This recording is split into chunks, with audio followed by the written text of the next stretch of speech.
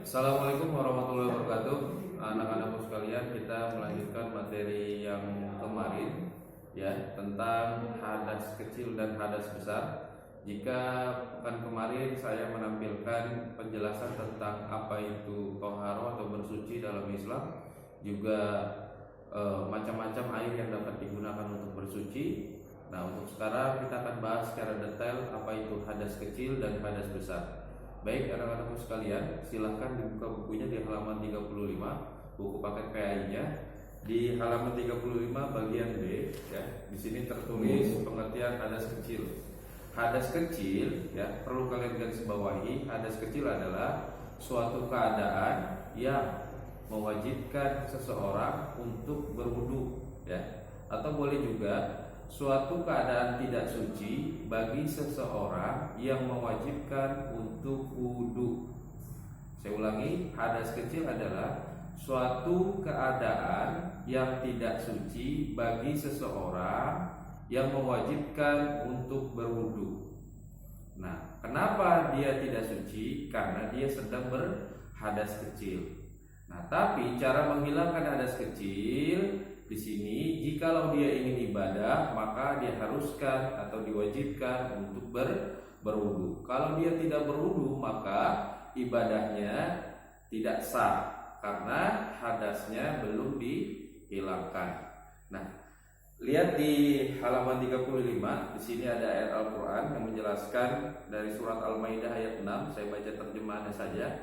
Wahai orang-orang yang beriman, apabila kamu hendak melaksanakan sholat, maka basuhlah wajahmu dan tanganmu sampai ke siku, dan sapulah kepalamu, serta basuhlah kedua kakimu sampai kedua mata kaki. Nah, jadi ketika kita dalam kondisi keadaan yang tidak suci karena hadas kecil, maka jikalau kita ingin ibadah, kita diwajibkan untuk berwudu.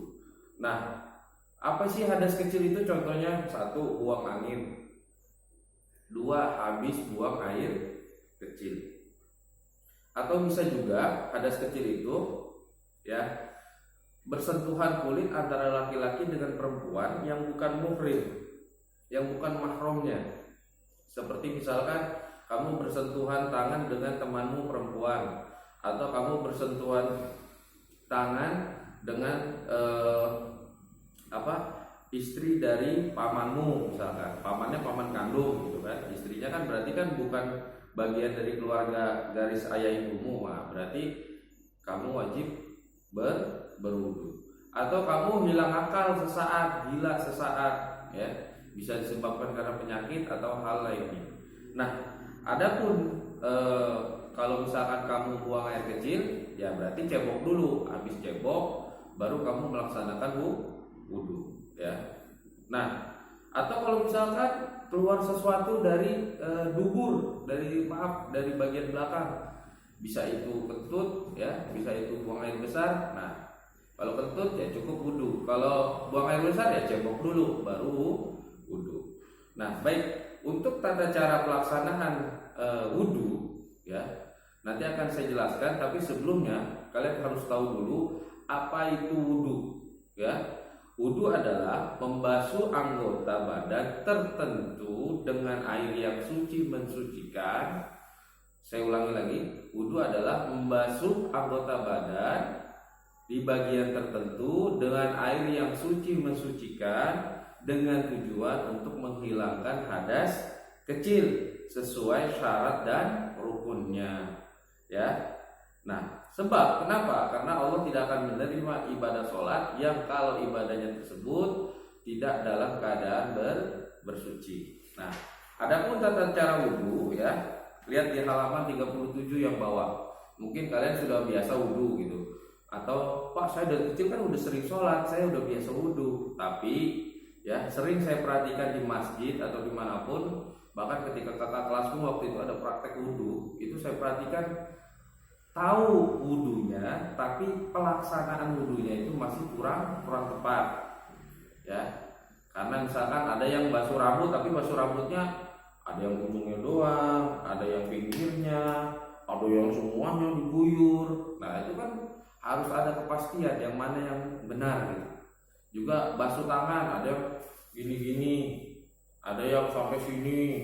Nah, itu mana yang benar kita harus tahu, ya. Baik, saya kasih kamu lihat di halaman 37. Di situ adalah contoh tata cara bagaimana kamu berwudu dengan baik dan benar mengikuti rukun wudu. Ya, mengikuti rukun wudu. Rukun itu apa? Sesuatu yang harus dipenuhi ya saat melakukan. Rukun adalah sesuatu yang harus dipenuhi saat melakukan. Berarti kalau rukun wudu berarti itu harus ada ketika kamu melakukan. Ada syarat. Nah, kalau syarat sesuatu yang harus dipenuhi sebelum melakukan. Kalau rukun sesuatu yang harus dipenuhi saat melakukan. Nah, adapun rukun wudu ya supaya wudumu dianggap sah ada 6. Ya. Ada 6. 1, niat. Wudu itu harus niat. Nggak bisa kalau nggak niat. Karena segala sesuatu itu tergantung niatnya. Ya. Banyak di luar sana yang bilang ya wudu aja, nggak usah niat, bismillah cukup. Nggak bisa begitu. Begitu. Memang setiap kegiatan, setiap perbuatan ya harus diniatkan karena Allah. Tapi niat wudu ini ada. Jadi bukan sekedar bismillah doang, ada niatnya. Ada ucapannya. Yang kedua, membasuh muka. Ya. Basuh muka ini sesuatu rukun dari wudu. Kalau mukanya nggak dibasuh, maka wudunya nggak sah. Terus yang ketiga, membasuh kedua tangan sampai siku. Sampai siku. Bahkan kalau bisa melewati siku, supaya sikunya benar-benar terbasahi atau terbasuh.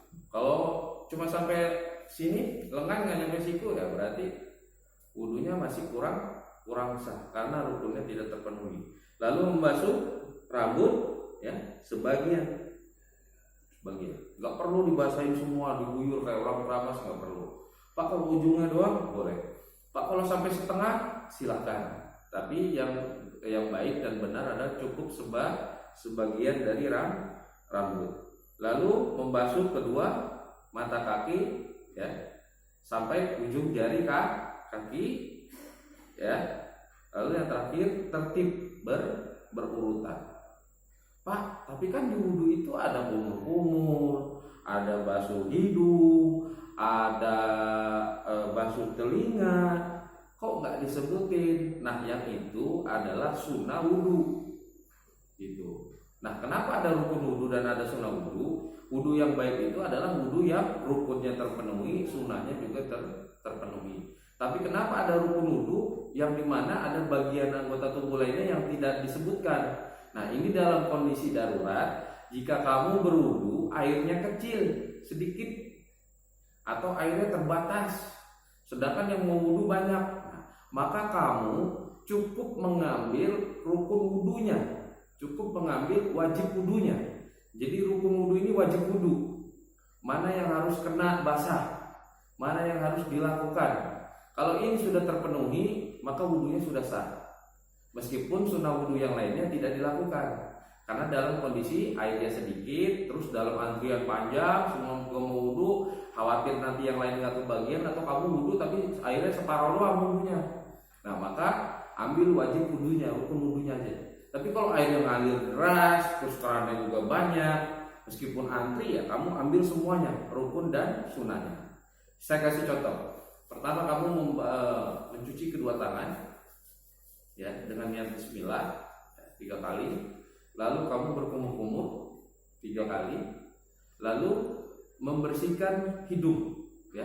Sunnahnya adalah dihirup dibuangnya gitu 3 kali. Kenapa dibersihkan hidungnya? Supaya kotoran yang ada dalam hidung bersih, sehingga pernapasan kamu lancar. Nah, biasanya orang yang punya penyakit sinus, nah itu kalau hidungnya sering dibersihkan ya itu cepat sembuh. Nah, tapi ada juga kayak misalkan Pak Malik dicoba hirup, pusing, langsung pusing karena pas disedot gak turun-turun lagi airnya, pusing kepalanya. Nah, maka cukup dibasuh lubang hidungnya aja pakai jari. Nah, kalau nggak bisa dihirup dibuang. Ya, khawatir pas dihirup terlalu dalam airnya nggak bisa buang, airnya pusing kepalanya. Jadi cukup dibasuh lubang hidung sampai 3 kali. Lalu setelah itu, nah, ketika air diambil untuk membasuh muka, maka ketika kalian membasuh muka sambil berniat. Apa niatnya? Bukan pas lagi cuci tangan. Tidak. Niat yang benar adalah ketika kamu melakukan wudhu tersebut. Ya, wajib wudhunya kan pas ketika membasuh muka dibarengi dengan niat. Maka ketika kamu basuh muka dibarengi dengan niat, kamu berniat di situ. Ya. Jadi ketika wudhu, air dibasuh ke muka, ambil niat. Nawaitu wudu'a li rafil hadasil asghari fardhu lillahi ta'ala. Nawaitu wudu'a li rafil hadasil asghari fardhu lillahi ta'ala. Sengaja saya niat wudhu ya untuk menghilangkan hadas kecil wajib karena Allah Ta'ala. Dibasuh dari seluruh wajah. Nah, jidatnya kena nih, wajahnya dari ujung jidat rambut terus sampai ujung pinggir kuping sampai ke bawah dagu. Kalau ada jenggotnya juga harus basah. Pinggir, atas, ke bawah. Nah, 3 kali. Ya, jangan pipi sama matanya doang yang kena air, jidatnya kering, salah. Ya. Lalu setelah membasuh muka 3 kali, membasuh tangan sampai situ. Ya, tampung airnya dari bawah, putar, gitu. Kalau praktek di tempat wudhu aslinya enak, ini kan hanya contoh. Kanan kiri 3 kali. Ingat, kanan dulu baru kiri. Sunahnya kanan dulu. Kanan dulu 3 kali baru kiri. Pas saya biasa kanan kiri. Nah, mulai sekarang biasakan kanan dulu baru kiri. Habis tangan apa? Membasuh sebagian rambut. Nah, 3 kali. Pak, kalau saya rambutnya dibasahi barengan sama kuping. Nah, itu lah dulu. Habis basahi rambut, baru basahi kuping kanan 3 kali. Kiri 3 kali. Baru kaki, ya. Dari mata kaki sampai ujung jari. Nah, kalau yang tadi ada pertanyaan, Pak, saya biasanya diajarin dari rambut langsung kuping. Bisa, tapi tata caranya posisi tangannya ketika berwudunya. Nah, ambil air semua, tampung, ya. Terus sudah ditampung, buka 2 jari telunjuk dan jempol. Nah, setelah dibuka seperti ini, nah, basuh yang 3 jari kanan 3 jari kiri ini untuk rambut. Yang 2 jarinya jangan kena rambut. Kenapa? Yang 2 jari ini ada airnya untuk membersihkan telinga. Jangan semuanya tangannya ke rambut baru kupingnya malah asar. Kenapa? Karena airnya bekas pakai, air mustakmal. Justru ketika kamu mau rambut langsung kuping, maka setelah basah semua tangannya, 3 jari kanan 3 jari kiri ini ya untuk rambut, 2 jarinya untuk telinga. Seperti itu ya. Nah, setelah sampai kaki, baru selesai. Tertib salah satu rukun wudhu adalah tertib di sini adalah berurutan. Jangan acak-acakan, kaki dulu baru muka baru hidung, tapi tidak berurut ya. Dari mencuci tangan sampai mencuci kaki. Ya. Nah, lihat di halaman 38.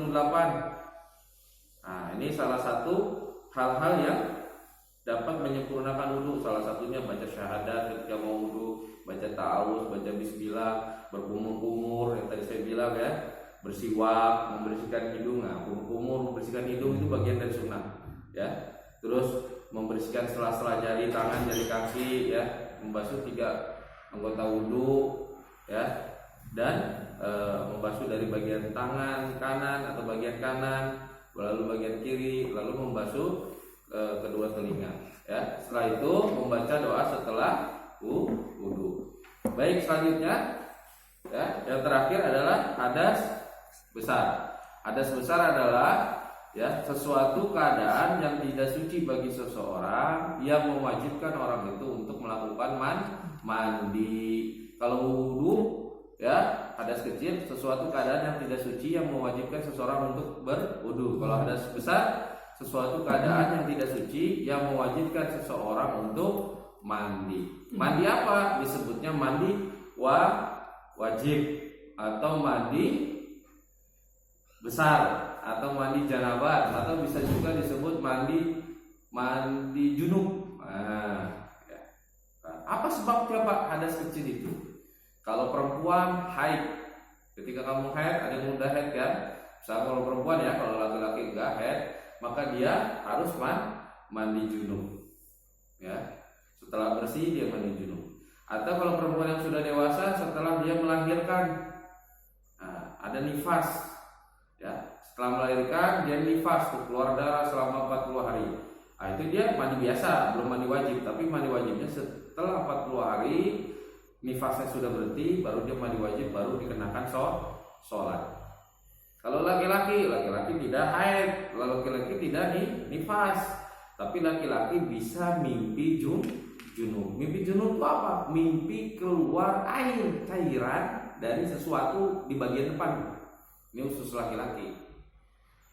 Baik itu sengaja atau tidak keluar cairan dari kelamin laki-laki, baik itu sengaja atau tidak, ya, junub dia, maka dia harus mandi wajib. Bukan ngompol ya, ada cairan tertentu lah, ya. Mandi wajib.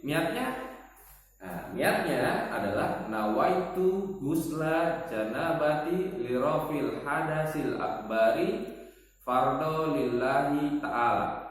Nawaitu gusla janabati lirafil hadasil akbari fardo lillahi ta'ala. Sengaja aku niat mandi wajib untuk menghilangkan hadas besar karena Allah Ta'ala. Bagaimana tata caranya Pak Malik? Tata caranya mungkin kalau yang perempuan udah pernah ngalamin mandi, tapi pernah saya waktu praktekkan, saya minta contoh simulasi di kelas bagaimana sih apa yang dulu dibasuh, rata-rata jawabannya berbeda. Padahal jawaban yang sebenarnya adalah, ya, kamu pertama kalau mau mandi wajib adalah wudhu dulu sempurna. Setelah wudhu, ya, kamu basuhkan air ke rambut sambil dipijat-pijat 3 kali. Maksudnya merefresh otak sambil dipijit-pijit. Setelah itu baru ambil air gayung, siram anggota tubuh bagian kanan dari ujung rambut sebelah kanan. 1 kali, ambil lagi 2 kali sambil dibasuh lubang-lubangnya 3 kali. 3 kali bagian kanan, ambil air lagi, basuh bagian kiri 3 kali. Ya, terus 1, 2, 3. Kanan kiri sudah, ambil lagi air segayung, basuh lagi dari bagian tengah seluruh. Berapa kali? 3 kali. Sudah 3 kali dibasuh kanan kiri tengah, semuanya basah. Baru kamu mandi biasa, sabunan, sampoan, sikat gigi, ya. Setelah itu sudah bersih semua, kamu bilas. Kamu terakhir berwudu, ya, berwudu. Barulah selesailah itu kewajiban mandi wajib, ya. Jadi, ya, mandi wajib itu bisa disebabkan karena haid bagi perempuan, nifas bagi perempuan, kalau laki-laki keluar air mani, sesuatu cairan dari alat kelamin. Bisa disengaja atau tidak, yang penting kalau dia keluar maka dia wajib mandi wajib.